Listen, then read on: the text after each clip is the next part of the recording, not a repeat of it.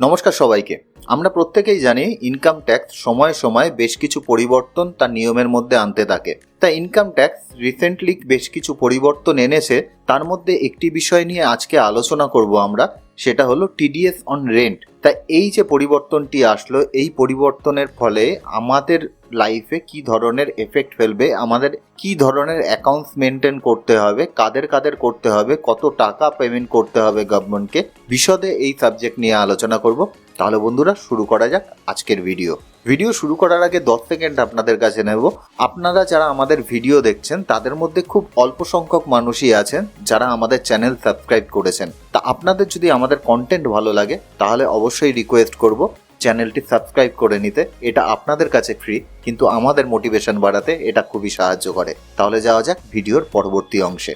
তা যখনই আমাদের ভাড়া থেকে কোনো ধরনের কোনো ইনকামের ব্যাপার আসে, সেখানে কিন্তু দুটো পার্টি থাকে।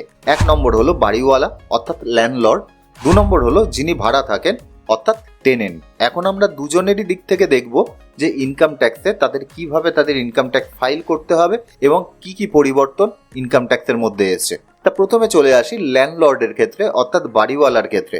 আমরা প্রত্যেকেই জানি যে আমরা যখন কোনো ধরনের কোনো ভাড়া পাই, সেখান থেকে যে ভাড়াটা আমরা পেলাম বিভিন্ন ধরনের ছাড় সেখানে আমরা পেয়ে থাকি। তা সেটা আমরা ইনকাম ট্যাক্সে কিভাবে শো করব সেই জিনিসটাই আমরা দেখি। আমরা চলে যাই কম্পিউটার স্ক্রিনে। ধরে নিলাম আপনি ল্যান্ডলর্ড অর্থাৎ একটি বাড়ি ভাড়া দিয়ে আপনি প্রতি মাসে 60,000 টাকা করে পাচ্ছেন। তা প্রতি মাসে যদি আপনি 60,000 টাকা পান, তাহলে বছরে আপনার হচ্ছে 60,000 ইন্টু 12 অর্থাৎ 7,20,000 টাকা। এইবার ধরে নিলাম যে আপনি 20,000 টাকা মিউনিসিপাল ট্যাক্স দেন। এখন সেটা মিউনিসিপাল হতে পারে, পঞ্চায়েতের হতে পারে, অথবা কর্পোরেশন হতে পারে, যেটাই হোক না কেন, ধরে নিলাম 20,000 টাকা আপনি মিউনিসিপাল ট্যাক্স দিয়ে থাকেন। তাহলে এই 7,20,000 টাকা থেকে 20,000 যদি বাদ যায়, তাহলে পড়ে থাকে হলো 7 লাখ টাকা। যে 7 লাখ টাকা পড়ে রইলো, তার উপরও কিন্তু আমরা 30% একটা স্ট্যান্ডার্ড ডিডাকশন পাবো। এই স্ট্যান্ডার্ড ডিডাকশনটা গভর্নমেন্ট দিয়ে থাকে, কেননা যে কোনো প্রপার্টি যদি আমরা ভাড়া দিয়ে থাকি তার একটা ডেপ্রিসিয়েশন রয়েছে, মেনটেনেন্স রয়েছে, এই ধরনের কাজের জন্য ফ্ল্যাট 30% গভর্নমেন্ট একটা বাদ দিয়ে থাকে।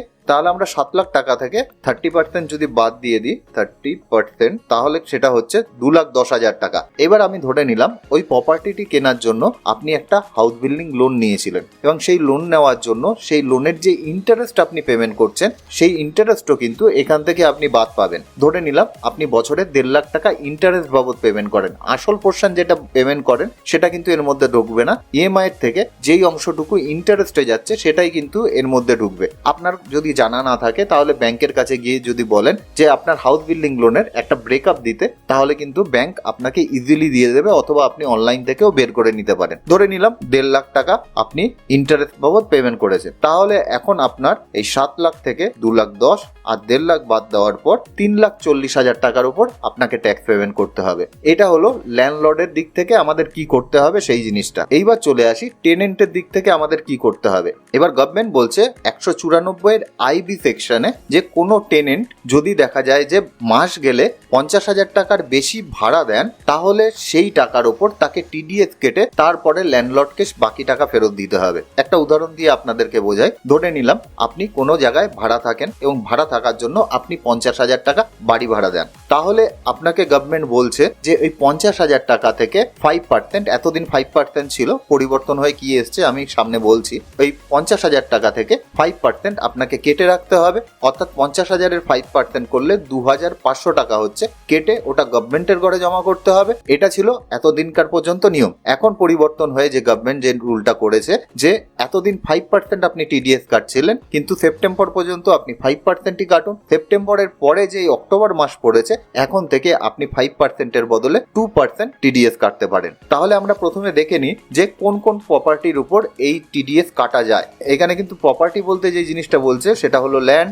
এছাড়া ল্যান্ড ইনক্লুডিং ফ্যাক্টরি বিল্ডিং, এছাড়া building, machinery, furniture, equipment, plan, fittings ইত্যাদি জিনিস আমি এখানে দরকার পড়ে লিস্ট দিয়ে দেবো, আপনারা চাইলে ওখান থেকে দেখে নিতে পারেন। এই ধরনের যে কোনো প্রপার্টি আপনার থাকুক না কেন, সমস্ত কিছুর জন্য একই রুল। যদি 50,000 টাকার উপরে আপনি রেন্ট পেমেন্ট করে থাকেন তাহলে সেই টাকার উপর টিডিএস কেটে আপনাকে গভর্নমেন্টের ঘরে জমা করতে হবে। এর এক্সাম্পলে আমি একটু পরে আসছি, এক্সাম্পল দিয়ে পুরোপুরি রকম ভাবে আপনাদের পরিষ্কার করে দেবো। তার আগে নিয়মগুলো একটু দেখে নেওয়া যাক। আমরা তো ভাড়া তো দিলাম, প্রতি মাসে ভাড়া দিয়ে যাচ্ছি, কিন্তু আমরা ডিডাক্ট কখন করব? এই যে টাকাটা আমরা ডিডাক্ট করব সেটা কখন করব? এখন আপনি প্রতি মাসে যে ভাড়া দিচ্ছেন তাকে 50,000 টাকা করে, আপনি যখন ভাড়া দিচ্ছেন প্রতি মাসেই আপনি ডিডাক্ট করে নিতে পারেন, অথবা বছরের শেষে অর্থাৎ মার্চ পেরিয়ে গেলে এপ্রিলে যখন আপনি মার্চের ভাড়াটা দিচ্ছেন তখনও একবারে অ্যাডজাস্ট করতে পারেন, কোনো ধরনের কোনো অসুবিধা নেই। অর্থাৎ প্রতি মাসে আপনি অ্যাডজাস্ট করতে পারেন, অথবা মার্চ পেরোলে সেই সময় আপনি অ্যাডজাস্ট করতে পারেন, অথবা যদি দেখা যায় মার্চের আগে আপনি ফেব্রুয়ারিতে বাড়ি ভাড়া ছেড়ে দিচ্ছেন তাহলে আপনি ফেব্রুয়ারিতেও অ্যাডজাস্ট করে নিতে পারেন। আশা করি বোঝা গেল যে আপনি চাইলে প্রতি মাসে অ্যাডজাস্ট করতে পারেন, মার্চ মাসে অ্যাডজাস্ট করতে পারেন, অথবা তার আগে যদি বাড়ি ভাড়া আপনি ছেড়ে দেন তাহলে সেই সময় আপনাকে অ্যাডজাস্ট করে নিতে হবে। এবার 2 নম্বর চলে আসছে rate of TDS. Rate of TDS এই সেপ্টেম্বর পর্যন্ত ছিল 5%, সেপ্টেম্বরের পর থেকে এখন থেকে 2% অন রেন্ট হয়ে যাচ্ছে। কিন্তু কোনো ল্যান্ডলর্ডের যদি দেখা যায় প্যান নম্বর নেই অ্যাভেলেবেল, সেই ক্ষেত্রে 20% হারে টিডিএস কাটতে হবে। এবার চলে আসি, টিডিএস তো আমরা কেটে নিলাম, কিন্তু সেটা জমা করব কখন? ধরে নিলাম আপনি এপ্রিল মাসে টিডিএস কাটছেন, তাই এপ্রিল মাসের টিডিএস যদি আপনি কেটে থাকেন তাহলে মে মাসের 7 তারিখের মধ্যে আপনাকে সেই টিডিএস জমা করে দিতে হবে। জুন মাসের ক্ষেত্রে একই, জুলাই মাসের ক্ষেত্রেও একই, কিন্তু যখন বছর শেষ হচ্ছে অর্থাৎ মার্চ মাসের ক্ষেত্রে আপনি পুরো এপ্রিল মাসটা সময় পাবেন আপনার টিডিএস জমা করার জন্য। যখন আমরা এক্সেল শিটে দেখাবো তখন আরো ওই জিনিসটা লিখে আপনাদের দেখাবো, আরো বুঝতে আপনাদের আশা করি সুবিধা হবে। এবার কোনো কারণবশত আপনি যদি টিডিএস ডিডাক্ট না করেন, অথবা যদি দেখা যায় যে সেই টাকা আপনি জমা না করেন, সেক্ষেত্রে পেনাল্টি কি আছে? আপনি যদি টিডিএস ডিডাক্ট না করেন, অথবা টিডিএস ডিডাক্ট করলে সেটি যদি গভর্নমেন্টের কাছে জমা না করেন, সেক্ষেত্রে টিডিএস এর উপর 1% থেকে 1.5% পর্যন্ত আপনাকে ইন্টারেস্ট প্রতি মাসের হিসাব করে আপনাকে জমা করতে হবে। অর্থাৎ আপনার যে ইন্টারেস্ট পড়ছে টিডিএস এর উপর সেটা প্রায় 12 থেকে 18% পার অ্যানাম হিসাবে পড়ছে। এছাড়াও আপনার যদি দেখা যায় যে টিডিএস এর রিটার্ন সাবমিট করার লায়াবিলিটি থাকে এবং সেটাও যদি আপনি না করেন, তাহলে সেক্ষেত্রে আপনাকে 200 টাকা পার ডে হিসাবে পেনাল্টি ভরতে হতে পারে। এবার অনেকের প্রশ্ন আসবে যে এটা কি শুধুমাত্র বিজনেসম্যানদের ক্ষেত্রে অ্যাপ্লিকেবল হবে? এটা কিন্তু একেবারে নয়। স্যালারিড পার্সনও যদি কেউ থাকেন, তিনি যদি 50,000-এর ওপরে কোনো জায়গায় ভাড়া থাকেন, সেক্ষেত্রে তার জন্য এটা অ্যাপ্লিকেবল। অর্থাৎ তাকে টিডিএস কেটে তারপরে সেই টাকা গভর্নমেন্টের ঘরে জমা করতে হবে। সাথে সাথে 2 নম্বর যে প্রশ্নটি চলে আসে, এই টিডিএস জমা করার জন্য সেই গভর্নমেন্ট এমপ্লয়িকে কি কোনো ট্যান নম্বর নিতে হবে? না, এর ক্ষেত্রে কিন্তু ট্যান নম্বর নেওয়ার কোনো প্রয়োজন নেই। আপনি আপনার প্যান নাম্বার দিয়ে লগ ইন হয়েও সেই টাকা গভর্নমেন্টের ঘরে জমা করতে পারেন আপনার যে ল্যান্ডলর্ড আছে তার প্যানে। সেটা কিভাবে জমা করতে হবে না করতে হবে আমি কিছুক্ষণ পরে আপনাদেরকে দেখাবো। এবার চলে আসি আমাদের ক্যালকুলেশনে, যে আমরা কিভাবে আমাদের ক্যালকুলেশন করব এবং সেই টিডিএস আমরা গভর্নমেন্টের ঘরে জমা করব। প্রথমে চলে আসি, আপনি যদি মান্থলি যে রেন্ট পেমেন্ট করছেন সেখান থেকেই আপনার টিডিএস কাটতে চান তাহলে কিভাবে হিসাব হবে? ধরে নিলাম আপনি 55,000 টাকা করে আপনার ভাড়া দেন, সেক্ষেত্রে এপ্রিল মাসে আপনার যে ভাড়া আছে সেটা 55,000 টাকা। 55,000 টাকার যে 5% হয় সেটা হয় 2,750 টাকা। সেই 2,750 টাকা আপনার টিডিএস হিসাবে আপনি কেটেছেন। এপ্রিল মাসে 24 তারিখ, তখনও 5% ছিল, তার জন্য 5%-এর ক্যালকুলেশন এখানে করেছি। তাহলে আপনার যে রেন্ট পেমেন্ট করা হবে সেটা হবে 52,250 টাকা। এই 52,250 টাকাটা আপনি আপনার ল্যান্ডলর্ডকে পেমেন্ট করবেন, আর 2,750টা আপনি গভর্নমেন্টের ঘরে পেমেন্ট করবেন টিডিএস হিসাবে। এই যে পুরো টিডিএসটা আছে সেটা আপনাকে 7th মের মধ্যে কিন্তু জমা করতে হবে। আবার মে মাসে একই রকম ভাবে একই নিয়ম, যেহেতু আমাদের টিডিএস এর রেটটা একই রয়েছে, 7th জুনে গিয়ে আপনাকে জমা করতে হচ্ছে। এইভাবে আপনার সেপ্টেম্বর মাস পর্যন্ত একই ধরনের চলছে। সেপ্টেম্বরের যে টাকাটা আছে সেটা অক্টোবরে গিয়ে জমা করতে হবে, কিন্তু অক্টোবর মাসে এসে আমাদের নিয়মের পরিবর্তন ঘটে গেল। অক্টোবর মাসে বলছে গভর্নমেন্ট 2% টিডিএস কাটলেই হবে। সেক্ষেত্রে এই 55,000 টাকার উপর 2% যদি টিডিএস হয় সেটা হয় 11,000 টাকা। তাহলে 55,000 টাকা সেটা হয় 1,100 টাকা। তাই 55,000 টাকার উপর 1,100 টাকা আমরা গভর্নমেন্টের ঘরে জমা করব, আর ল্যান্ডলর্ডকে 53,900 টাকা দেবো, এবং সেই টাকা আমরা 7th নভেম্বরের মধ্যে জমা করে দেবো গভর্নমেন্টের ঘরে। এইভাবেই কিন্তু আমাদের সারা বছর চলতে থাকবে এপ্রিল মাস পর্যন্ত, তাহলেই আমাদের কাজ শেষ।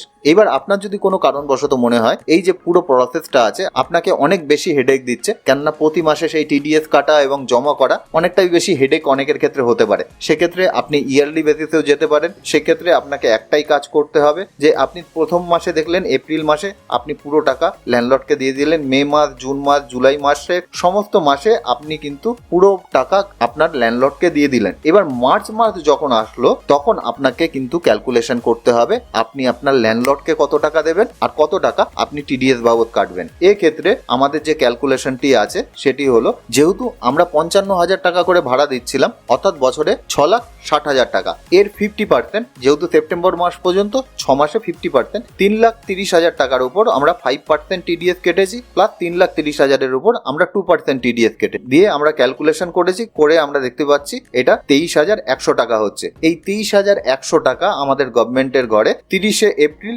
2024-এর মধ্যে জমা করে দিতে হবে, তাহলেই কিন্তু আমাদের কাজ শেষ হয়ে যাবে। এইবার প্রশ্ন আসে এই টিডিএস আমরা কিভাবে জমা করব। প্রথমে তো যে টেনেন্ট আছেন ওনার ইনকাম ট্যাক্স পোর্টালে আমাদের ইউজার আইডি পাসওয়ার্ড দিয়ে লগ ইন হয়ে যেতে হবে। লগ ইন হয়ে যাওয়ার পর আমাদের ই ফাইল সেকশনের মধ্যে যেতে হবে। ওখানে যাওয়ার পর ই পে ট্যাক্স বলে যে অপশানটি আছে ওখানে আমাদের ক্লিক করতে হবে। ক্লিক করার পর আমাদের এখানে নিউ পেমেন্ট যে অপশানটি আছে ওটা খুলে নিতে হবে। খুললে আমরা নিচের দিকে যদি আসি 26 QC বলে দেখতে পাচ্ছি, TDS on rent of property. ওখানে যদি আমরা প্রসিড করি তাহলে আমরা প্রথমে এখানে দেখতে পাচ্ছি রেসিডেন্ট না নন রেসিডেন্ট সেটা আপনি টিক করে দেবেন। তারপরে এখানে কিন্তু যে টেনেন্ট আছে অর্থাৎ আপনার সমস্ত ডিটেল এখানে চলে আসবে, আপনার নাম, অ্যাড্রেস, ফোন নাম্বার সমস্ত কিছু এখানে চলে আসবে। এবার আপনার এখানে একটা জিনিস জিজ্ঞাসা করবে যে একজনই কি টেনেন্ট নাকি একের বেশি টেনেন্ট আছে। আপনি একজনই টেনেন্ট ধরে নিলাম, কন্টিনিউ করছি। এইবার আপনার এখানে প্রশ্ন করবে যে প্যান অফ দ্য ল্যান্ডলর্ড অর্থাৎ ল্যান্ডলর্ডের প্যান নাম্বার কি আছে। এবার আপনার একই প্যান নম্বর আমার এখানে কনফার্ম করতে হবে। এখানে আমাদের দিয়েছে please enter a valid pan number, কেননা আমরা এখানে জাস্ট একটা র্যান্ডম সংখ্যা দিয়েছি। এবার এখানে আমাদের আধার নম্বর দিতে বলেছে, যদিও এটা ম্যান্ডেটারি নয়, তা আমরা এখানে আধার নম্বর দিয়ে দিলাম। তারপরে কিন্তু এখানে ল্যান্ডলর্ডের নাম, এছাড়া যে প্যানের যে ক্যাটাগরি অর্থাৎ ইন্ডিভিজুয়াল না কি এখানে চলে আসবে। এখানে ল্যান্ডলর্ডের অ্যাড্রেস দিতে হবে, তার পিনকোড বসাতে হবে, সমস্ত কিছু বসালে, তার ফোন নাম্বার বসালে, ইমেল আইডি দেওয়ার পর তারপরে এইখানে আরেকবার প্রশ্ন করবে যে একজনই কি ল্যান্ডলর্ড আছে নাকি একাধিক ল্যান্ডলর্ড আছে। দেওয়ার পর আপনি এখানে কোয়েশ্চেনের ইয়েস করলেন, করার পর কন্টিনিউ করলে আপনার কাছে অপশান চলে আসবে পেমেন্ট করার, কত টাকা আপনি পেমেন্ট করবেন, কত টাকার ওপরে আপনি পেমেন্ট করবেন, সমস্ত ধরনের অপশান আপনার কাছে চলে আসবে। আপনি পেমেন্ট করে সাবমিট করে দিলেই কিন্তু আপনার সমস্ত কাজ কমপ্লিট হয়ে যাবে। কমপ্লিট হয়ে যাওয়ার পর আপনার কাছে 1 মাস সময় থাকবে, ন্যাচারালি 5-6-7 দিন পরে আপনার যে টিডিএস সার্টিফিকেট যেটা ল্যান্ডলর্ডকে দেওয়ার সেটা জেনারেট করা যায়। সেটা জেনারেট করার জন্য আপনাদের ট্রেসেসের সাইটে যেতে হবে, ওখানে গিয়ে আপনাদের রেজিস্ট্রেশন করে আপনার যে টিডিএস সার্টিফিকেট সেটা বের করে নিতে পারবেন। যদি সে সম্পর্কে ডেডিকেটেড ভিডিও আপনারা চান কমেন্ট সেকশনে অবশ্যই জানাবেন, আমি এটা নিয়েও ডেডিকেটেড ভিডিও বানিয়ে দেবো কিভাবে আপনারা টিডিএস সার্টিফিকেট বের করতে পারেন। যাই হোক, আপনি ওইভাবে গিয়েও আপনার টিডিএস সার্টিফিকেট বের করে আপনার ল্যান্ডলর্ডকে আপনি দিয়ে দিতে পারেন। আশা করি ভিডিওটি থেকে অল্প কিছু হলেও ভ্যালু প্রোভাইড আপনাদের করতে পারলাম। যদি ভিডিওটি ভালো লাগে বন্ধু বান্ধবের মধ্যে অবশ্যই শেয়ার করবেন। তাহলে দেখা হচ্ছে নেক্সট ভিডিওতে, ততক্ষণের জন্য বাই।